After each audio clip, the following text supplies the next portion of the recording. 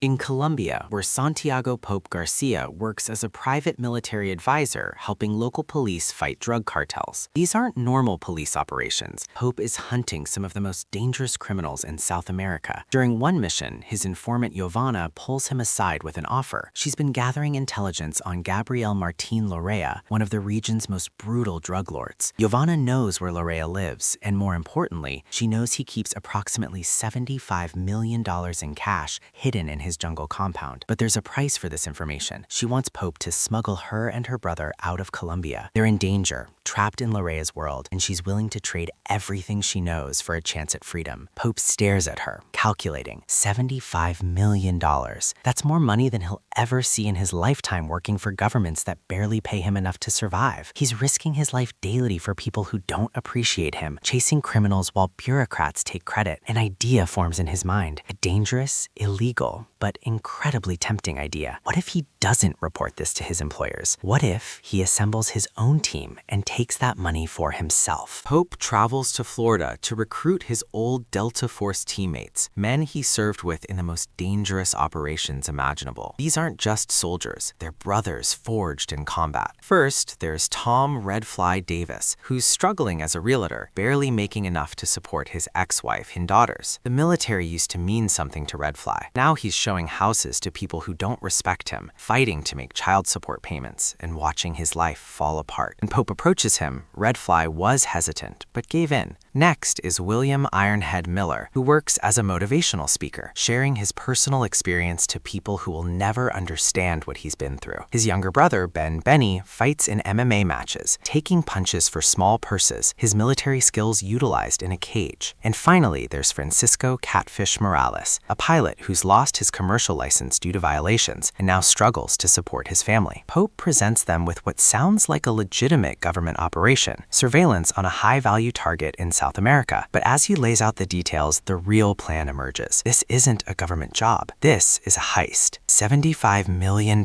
just sitting there in a drug lord's house. They could take it, disappear, and finally get what they deserve after years of sacrifice for a country that forgot about them the moment they left active duty. The men are conflicted. This isn't what they signed up for. They're soldiers, not thieves. But Pope keeps talking, painting the picture of what that money could mean. Redfly could finally provide for his daughter without struggling. Ironhead and Benny could stop pretending their war experience translates to civilian success. Catfish could support his family properly. They've given everything to their country. Don't they deserve something back? One by one, they agree. Before we continue, if you're enjoying this recap, hit that like button and subscribe for more breakdowns of intense action thrillers like this. The team arrives in Colombia and begins surveillance on Lorea's compound. They watch the patterns, study the guards, and map out every entrance and exit. The plan is simple. Infiltrate when Lorea's family goes to church, minimize casualties by subduing guards non-lethally, grab the $75 million, and disappear before anyone knows what happened. They're professionals. They can do this clean. The day arrives. The family leaves for church. The team moves in with military precision, silently neutralizing guards without killing them. They search the house methodically, but there's a problem. They can't find Lorea, and they can't find the money. Pope grows frustrated, pacing through rooms. Where is it? Then he perceives an unusual smell and notices something about the walls. They sound hollow. He punches through the drywall and his breath catches. The walls are stuffed with cash. Not $75 million, but hundreds of millions. There's money everywhere, hidden in every wall, every ceiling, every floor. This is where everything changes. Redfly, who was reluctant about this operation from the start, suddenly transforms. His eyes go wide, staring at the stocks of bills. This isn't just $75 million. This is generational wealth. This is enough money to solve every problem he's ever had. The team starts loading money into duffel box, then into a van they've brought. But there's too much. They keep finding more. Catfish checks his watch. We're past our exit time. We need to leave now. But Redfly won't stop. He insists on packing more. Just a little more. Just one more room. The team exchanges worried glances. This isn't the Redfly they know, the calm, methodical leader. The others exchange glances. Their brother is changing before their eyes. Finally, Pope physically stops him. Redfly, we have to go, now. They load approximately $250 million into the van, but they still haven't found Lorea. Pope insists on a final sweep. They can't leave a witness who knows their faces. They search the compound when suddenly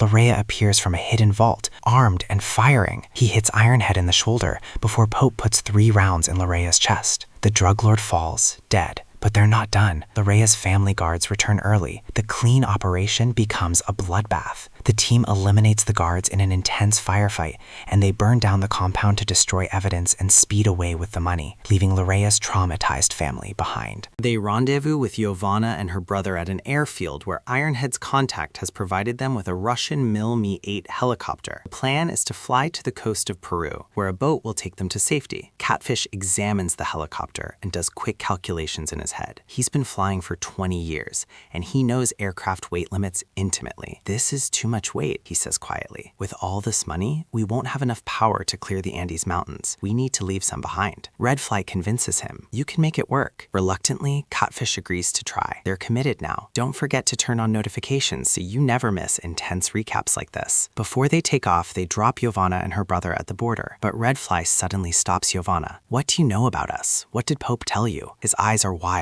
Giovanna, terrified, insists she knows nothing. No names, no details. Pope intervenes, pulling Redfly back. He gives Giovanna $3 million and visas to Australia, as promised. As they fly away, Redfly mutters that she's lying, that she'll betray them. Pope talks him down. They attempt to cross the Andes Mountains, but Catfish's prediction comes true. The helicopter is too heavy. The engines strain, alarms blare, and despite Catfish's expert piloting, they can't gain enough altitude. They clip a peak and crash hard onto a cocaine farm in the middle of nowhere. Miraculously, everyone survives, but they're surrounded by Colombian farmers who mistake them for DEA agents coming to destroy their crops. The farmers grab weapons and the situation escalates. Redfly, now operating on pure survival instinct and protecting the money, opens fire. He kills several farmers before Pope can stop him. The team stares at him in horror. These aren't enemy combatants. These are poor farmers protecting their livelihood. Pope tries to de-escalate, approaching the village elder and compensating him for the deaths with stocks of cash. It's blood money, and everyone knows it. While this happens, Catfish, Ironhead, and Benny prepare mules to transport what money they can through the mountains on foot. The trek through the Andes is brutal. The mules are overloaded, the team is exhausted, and the weight of what they've done hangs over them like a curse. When they finally reach the mountain summit and begin descending, two young villagers appear with rifles. These are the sons and brothers of the farmers Redfly killed. They want revenge. A firefight erupts on the mountainside. Redfly kills one of the villagers, but the second one gets a clear shot. The bullet hits Redfly in the neck. He goes down hard, blood pouring from the wound. Pope kills the second villager, but it's too late. The team rushes to Redfly, trying to stop the bleeding, but they all know he's dying. Redfly looks up at his brothers, blood bubbling from his mouth. In his final moments, the greed fades from his eyes. He dies there on that mountain, surrounded by the money he killed for, and it means nothing. The team sits in stunned silence. Their brother is dead, killed because he couldn't let go of money that was never theirs to begin with. They continue down the mountain, carrying Redfly's body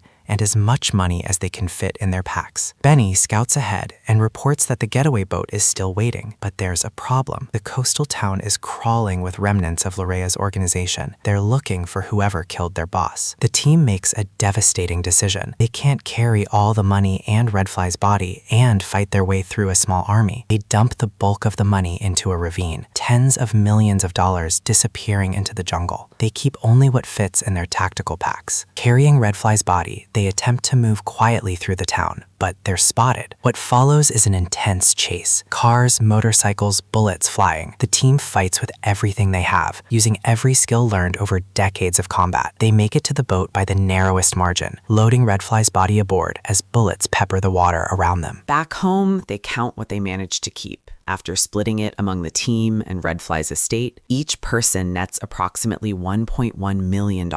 It's not nothing, but it's not the fortune they risked everything for. $250 million, reduced to barely enough to pay off debts. But something has changed in these men. They sit together in silence, looking at the money, and all they can see is Redfly's face as he died. They think about the farmers they killed, the families they destroyed, the line they crossed. This money is cursed. It cost them their brother, their integrity, everything that made them who they were. One by one, they make the same decision. They sign over their shares to Redfly's family, to his ex-wife and daughters who never asked for any of this. It's It's not redemption. Nothing can bring Redfly back or undo what they did, but it's something. It's a recognition that some prices are too high to pay. Pope prepares to head to Australia to find Giovanna, to make sure she's safe, to try and salvage something decent from this disaster. Before he leaves, Ironhead approaches him and hands him a folded piece of paper. It contains GPS coordinates, the exact location of the ravine where they dumped the money, tens of millions of dollars,